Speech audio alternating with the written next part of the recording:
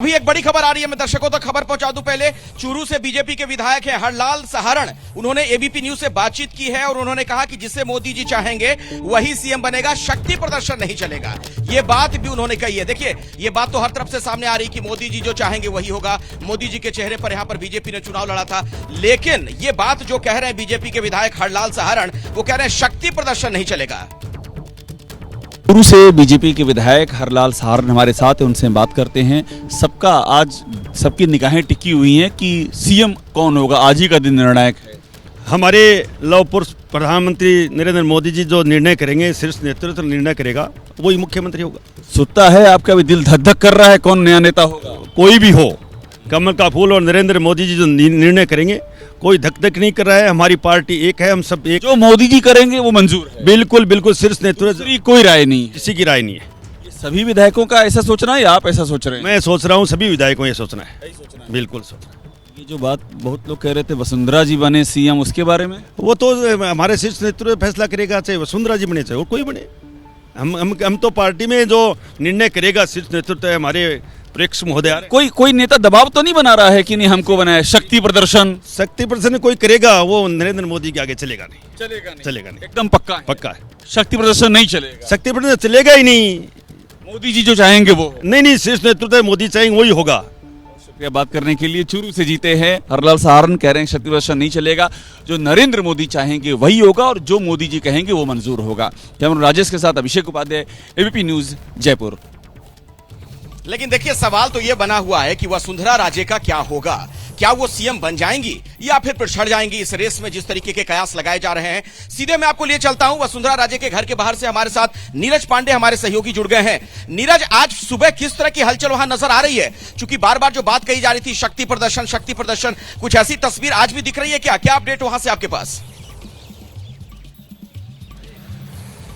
देखिए, शक्ति प्रदर्शन जैसा तो कुछ नहीं है, क्योंकि वसुंधरा राजे अपने आवास पर ही हैं और अभी तक 3 विधायक उनसे मिलने आए हैं। कालीचरण सर्राफ मिलने आए हैं, गोपाल शर्मा जो जिस सीट पे यहाँ पर मैं खड़ा हूँ इसी सीट से विधायक हैं, सिविल लाइन से गोपाल शर्मा, वो मिलने आए हैं और एक और विधायक मिलने आए। तो 3 विधायक मिलने आए, इसे शक्ति प्रदर्शन नहीं कहा जा सकता, लेकिन ये जरूर है मेल मुलाकात चल रही है। वसुंधरा राजे चूंकि ये भी एक विधायक है और आज जब विधायक दल की बैठक होगी तो ये यहाँ से निकलेंगे, तो इसलिए हलचल तेज है, क्योंकि बड़ी नेता है और सबकी निगाहें इसी बात पर है कि वसुंधरा राजे का क्या होगा। क्योंकि रेस, अब तो रेस जैसी कोई बात ही नहीं रह गई, क्योंकि किसी का भी नाम, जैसा संजीव श्रीवास्तव कह रहे थे कि अब तो 115 लोग हैं, वो सब रेस में हैं और कौन मोहन यादव होगा राजस्थान का, वही देखना बाकी है। तो यहाँ शक्ति प्रदर्शन जैसा तो कुछ नहीं है, लेकिन हाँ, सबकी निगाहें वसुंधरा राजे के आवास पर है, वसुंधरा राजे की एक्टिविटी पर है और हमारी भी वही नजर है, क्योंकि सब लोगों की नजर में है कि वसुंधरा राजे का क्या होगा।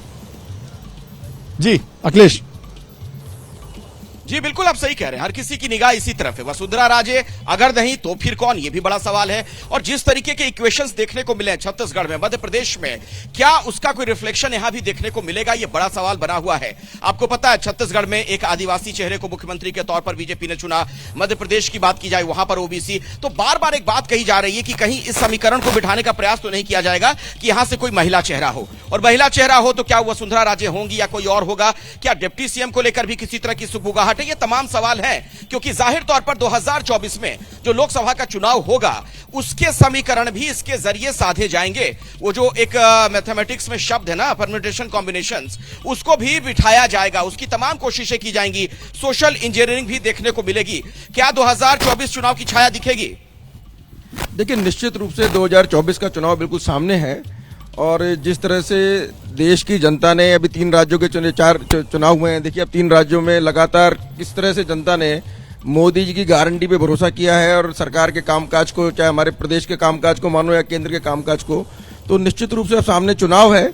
उन सब समीकरणों को ध्यान में रखना पड़ता है, लेकिन निश्चित रूप से हमारा बार बार एक ही बात कहनी है कि जो मोदी जी ने कहा, जो गारंटियां राजस्थान में दी, जनता को सुशासन मिले, अराजकता मुक्त राजस्थान हो, भ्रष्टाचार मुक्त राजस्थान हो, पेपर लीक मुक्त राजस्थान हो और अपराधों के प्रति 0 टॉलरेंस की नीति पर हम काम करें।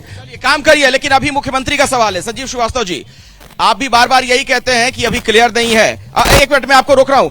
जैसे ही घड़ी का काटा दोपहर 2:30 पे आए, बबीता जी का दिल सास बहू साजिश के लिए मचल जाए। और ये है इनकी बहू, पूरे दिन ऑफिस की टेंशन हो जाए गॉन जब ये करें अपना फेवरेट शो फ्री टाइम पे ऑन।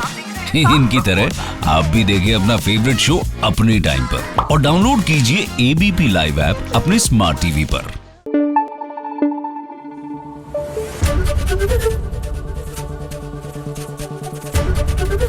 एबीपी न्यूज आपको रखे आगे।